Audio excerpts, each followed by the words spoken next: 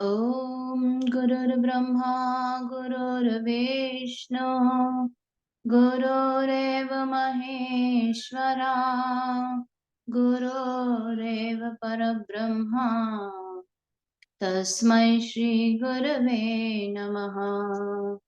अखण्डमण्डलाकारं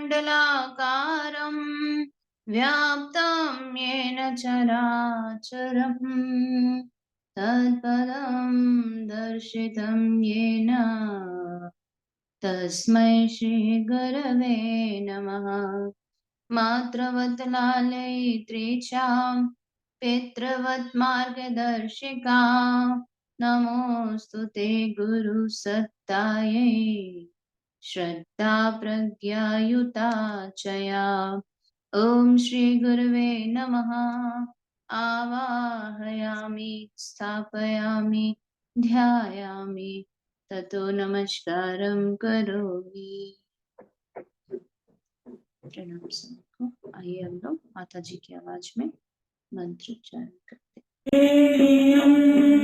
भर्गो देवस्य धीमहि धियो यो नः प्रचोदयात्।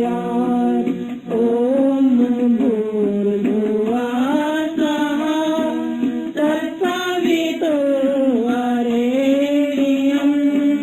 भर्गो देवस्य धीमहि धियो यो नः प्रचोदयात्।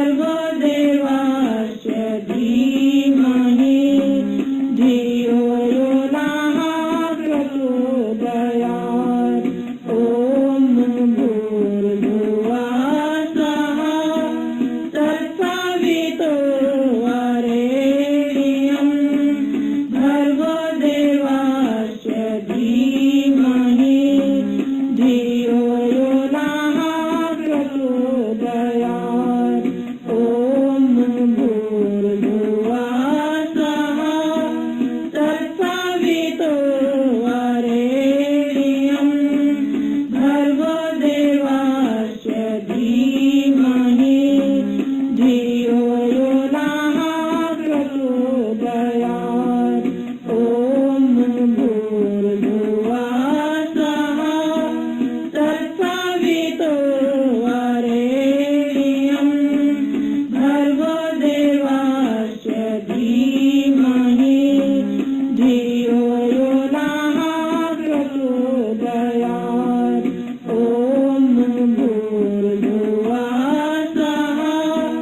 तत्सवितुर्वरेण्यं भर्गो देवस्य धीमहि धियो यो नः प्रचोदयात् ॐ भूर्भुवः स्वः तत्सवितुर्वरेण्यं भर्गो देवस्य धीमहि धियो यो नः प्रचोदयात् ॐ भूर्भुवः स्वः तत्सवितुर्वरेण्यं भर्गो देवस्य धीमहि धियो यो नः प्रचोदयात् ॐ भूर्भुवः स्वः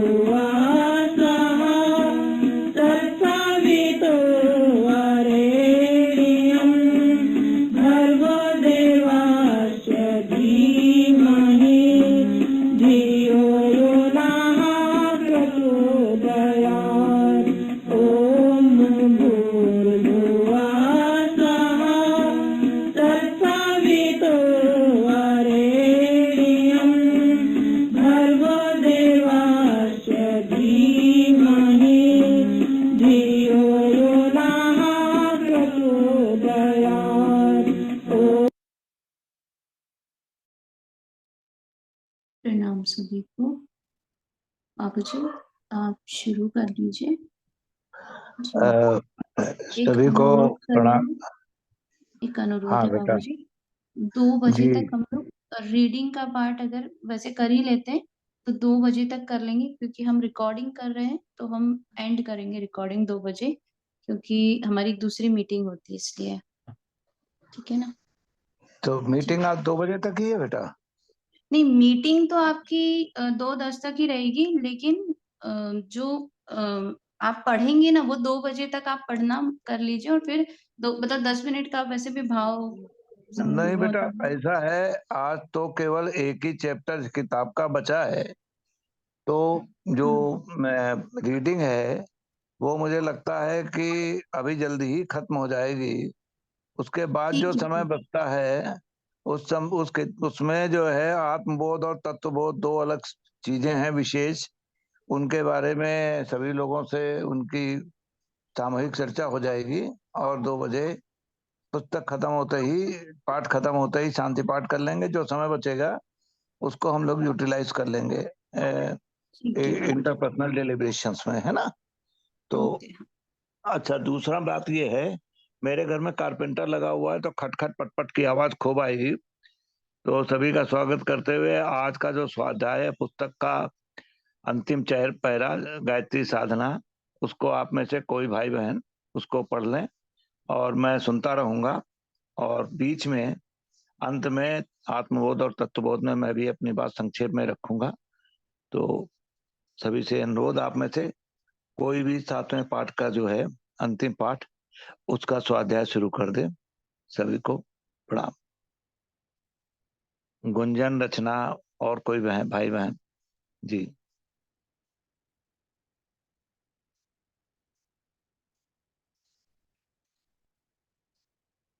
रचना जी,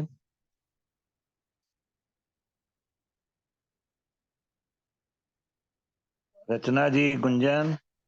मैं ऑफिस में हूँ श्रीवास्तव जी, नहीं पढ़ पाऊंगी। अच्छा, मैं गुंजन। पढ़ती हूँ बापू जी, मैं पढ़ती हूँ। हाँ, तू पढ़ो। हाँ।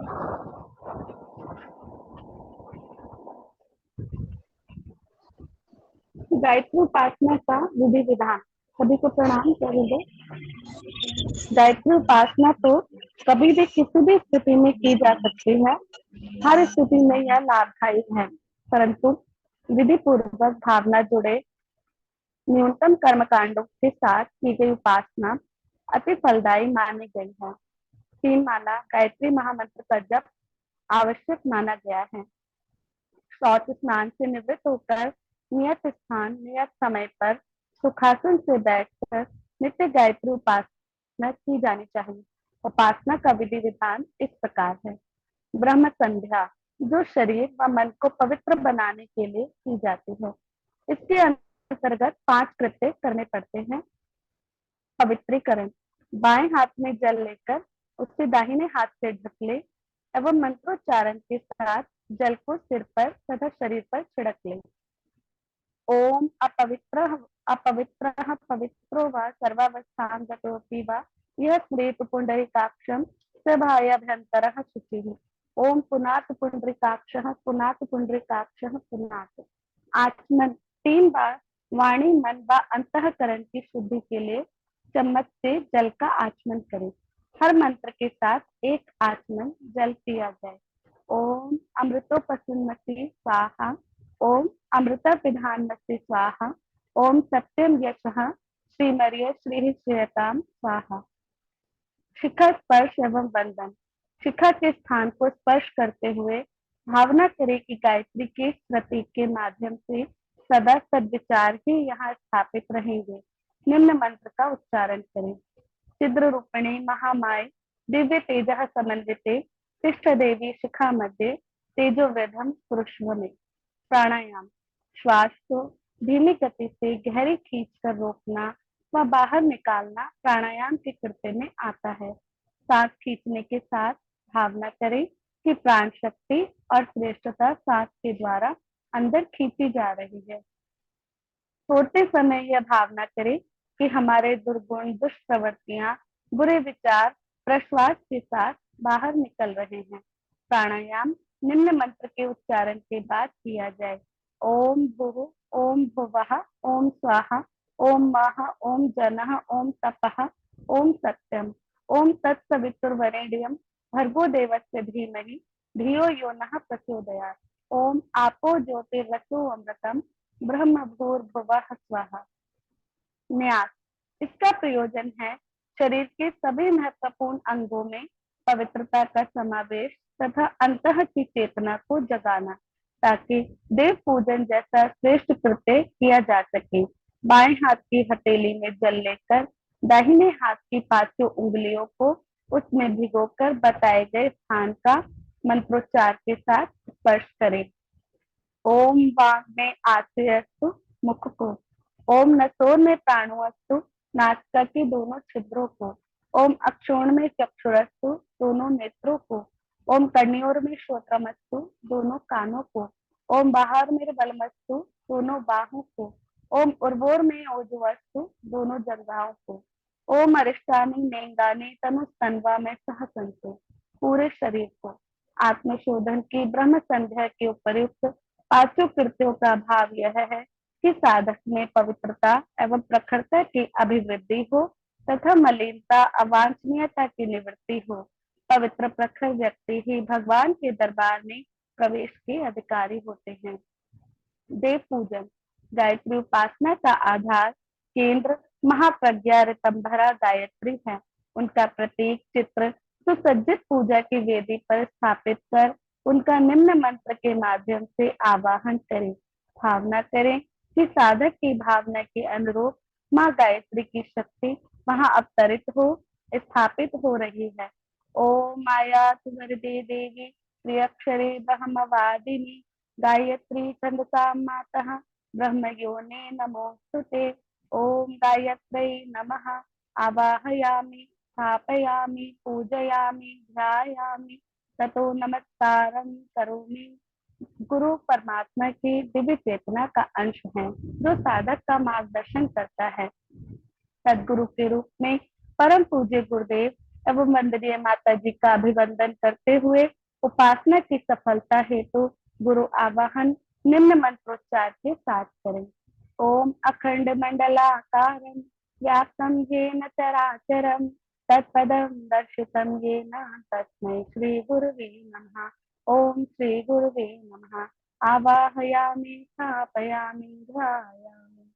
माँ गायत्री व गुरु सत्ता के आवाहन व नमन के पश्चात देव पूजन में घनिष्ठता स्थापन हेतु पंचोपचार पूजन किया जाता है। इन्हें विधिवत संपन्न करें।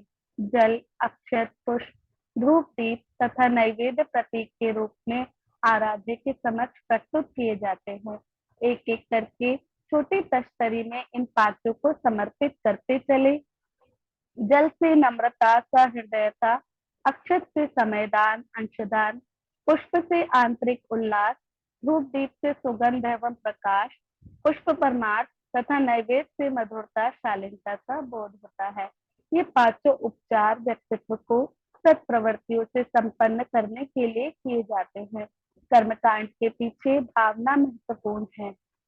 जब गायत्री मंत्र का न्यूनतम 3 माला अर्थात घड़ी से प्रायः 15 मिनट नियमित रूप से जप किया जाए। अधिक बन पड़े तो अधिक उत्तम। होंठ, कंठ, मुख हिलाते रहें। यह आवाज इतनी मंद हो कि दूसरे उच्चारण को सुन न सके। जब प्रक्रिया कषाय कलमशों कुसंस्कारों को धोने के लिए पूरी की जाती है। ओम भूर्भुवः स्वः तत्सवितुर्वरेण्यं भर्गो देवस्य धीमहि धियो यो नः प्रचोदयात्। इस प्रकार मंत्र का उच्चारण करते हुए माला की जाए एवं भावना की जाए कि निरंतर हम पवित्र हो रहे हैं। दुर्बुद्धि की जगह सद्बुद्धि की स्थापना हो रही है। ध्यान, जब तो अंग अवयव करते हैं, मन को ध्यान में नियोजित करना होता है।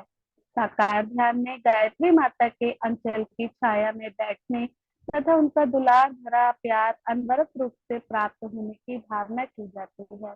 निराकार ध्यान में गायत्री के देवता सविता की प्रातःकालीन स्वर्णिम किरणों के शरीर पर बरसने व शरीर में श्रद्धा प्रज्ञा निष्ठा रूपी अनुदान उतरते ही मान्यता परिपक्व की जाती है। जप और ध्यान के समन्वय से ही चित्त एकाग्र होता है और आत्मसत्ता परिष्कृत विकसित होती है।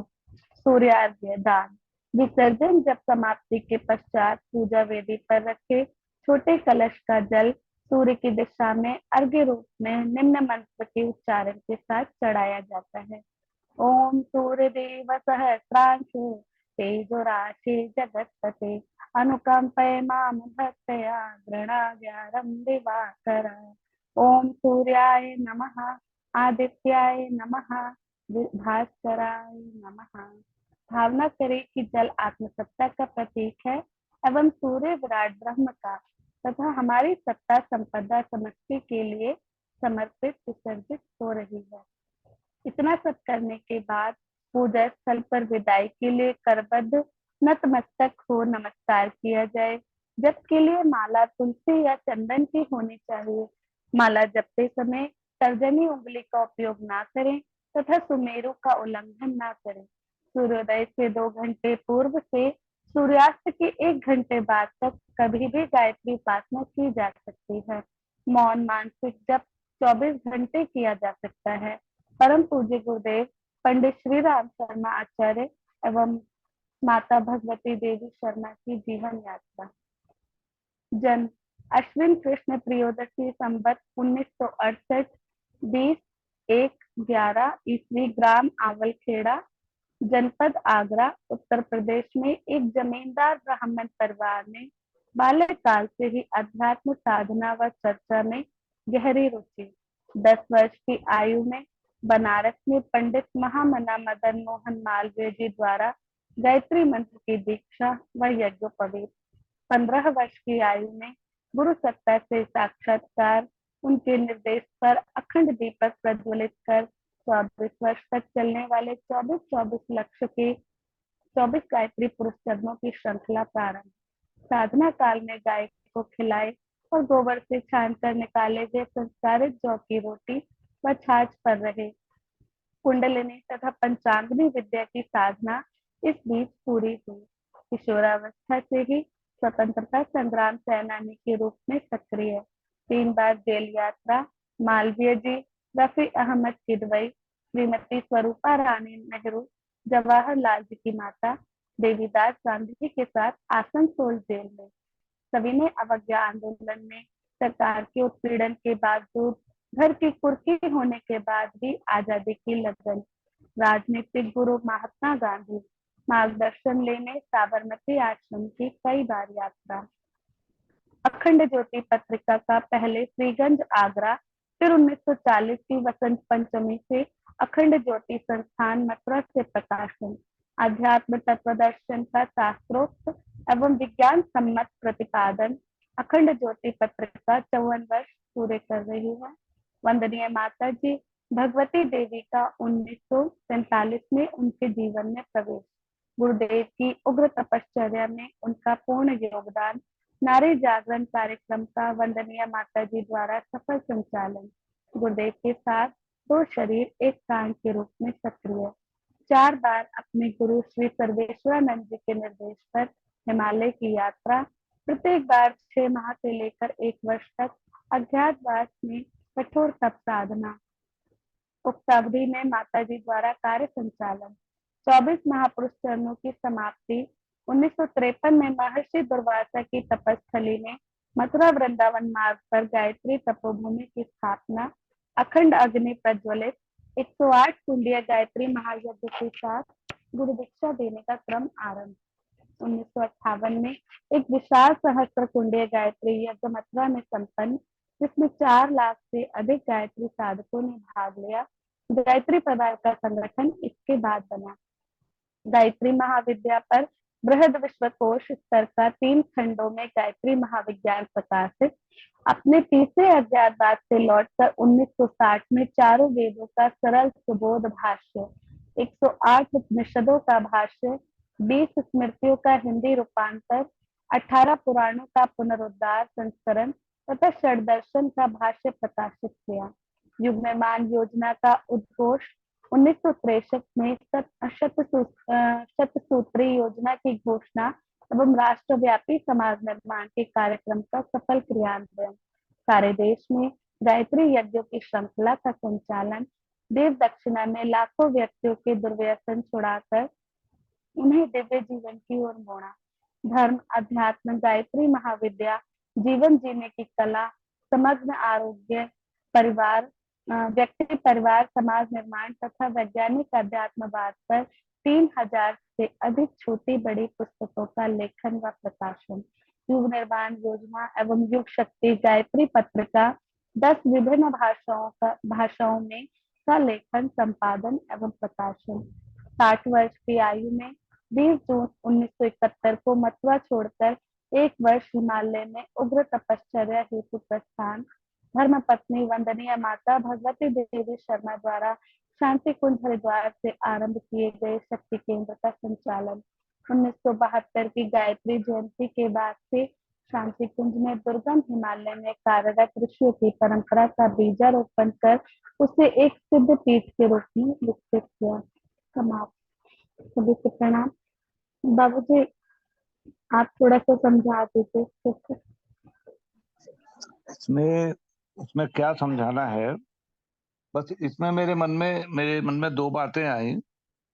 ये हम लोग करते हैं षटकर्म, और हमें लगता है कि शायद जब ये किताब का टेक्स्ट बुक वर्जन बनाया जा रहा है तो उसमें पृथ्वी पूजन वाला लाइन जो है शायद छूट गया। तो ऊपर जो षटकर्म में केवल 5 ही चीज बताई गई। एक छठी चीज और भी है, और वो है पृथ्वी पूजन। हम लोग जब भी दैनिक साधना करते हैं और जब करते हैं तब ये षटकर्म अनिवार्य है। तो एक बात तो मैं ये कहना चाह रहा था। दूसरी बात मैं ये कहना चाह रहा था कि इसमें ये लिखा है कि चारों वेद का भाष्य, संभवतः ये कहना उचित है कि परम पूज्य गुरुदेव ने वेदों का भाष्य नहीं किया, वेदों का अर्थ लिखा, सरल अर्थ। भाष्य बहुत बड़ा हो जाता है। परम पूज्य गुरुदेव ने वेदों की बात को जन जन तक पहुंचाने के लिए भाष्य जैसा विद्वतापूर्ण कार्य न करके उन्होंने, क्योंकि उनका मूल उद्देश्य था वेदों की ज्ञान ज्योति को, ज्ञान धारा को जन जन तक पहुंचाना। वेद, उपनिषद, पुराण, ये सब जो है इनके अर्थ को, और वो अर्थ भी उन्होंने सामयिक आज वर्तमान युग के संदर्भ में अर्थ किए गए।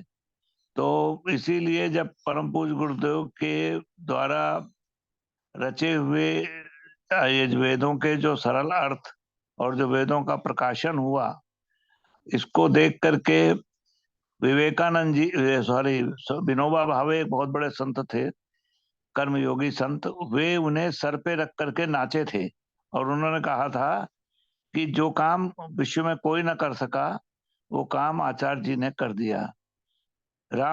श्री राधा कृष्णन जी जो भारत के राष्ट्रपति रहे, बहुत विश्व प्रसिद्ध दार्शनिक रहे, उन्होंने भी जब इस भाष्य को देखा था, जो इस अर्थ को, वेदों के प्रकाशन जो प्रकाशित हुए, तो उन्होंने ये कहा था कि काश ये सब मैंने पहले पढ़ा होता तो आज मैं राजनीति क्षेत्र में आकर के, और ये राष्ट्रपति वगैरह के पद के की निस्तारता को उन्होंने कहा कि अगर ये सब मैंने पहले पढ़ लिया होता तो आज मैं श्री पंडित श्री राम शर्मा आचार्य जी के चरणों में बैठ करके उनसे जो वेद वांग्मय है उसका ज्ञान ले रहा होता।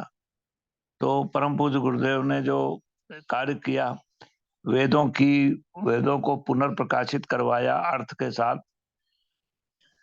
गुरुदेव, इसी संदर्भ में ये भी कहूंगा कि परम पूज्य गुरुदेव जब मोजाम्बिक वगैरह जो साउथ अफ्रीकन कंट्रीज हैं उधर की तरफ गए थे, सोमालिया, तो वहाँ के एनआरआईज ने उनसे ये कहा था कि गुरुदेव, हम अपने बच्चों को ये कैसे बतावें कि वेदों में सारा ज्ञान है, अब हम लोगों को इतना वेद नहीं मालूम है।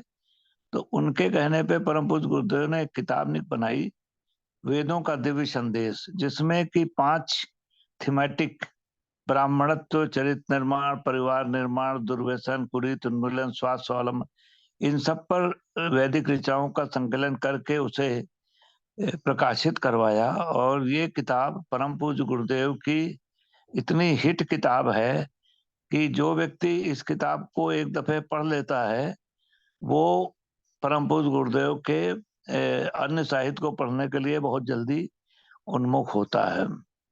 अभी आलोक श्रीवास्तव जो अपने गायत्री परिवार के हैं, जो ज्ञान यज्ञ सोशल मीडिया प्रोजेक्ट चला रहे हैं, तो वो वहां पर अपने क्षेत्र में वो पुस्तक मेला भी, पुस्तक का काउंटर लगाते हैं मॉर्निंग में पार्क में। तो वो एक दिन उन्होंने अनुभव बताया था कि जब ये किताब हम लगाते हैं तो डिवाइन मैसेज ऑफ वेदा के रूप में इसका अंग्रेजी तर्जुमा भी हुआ है।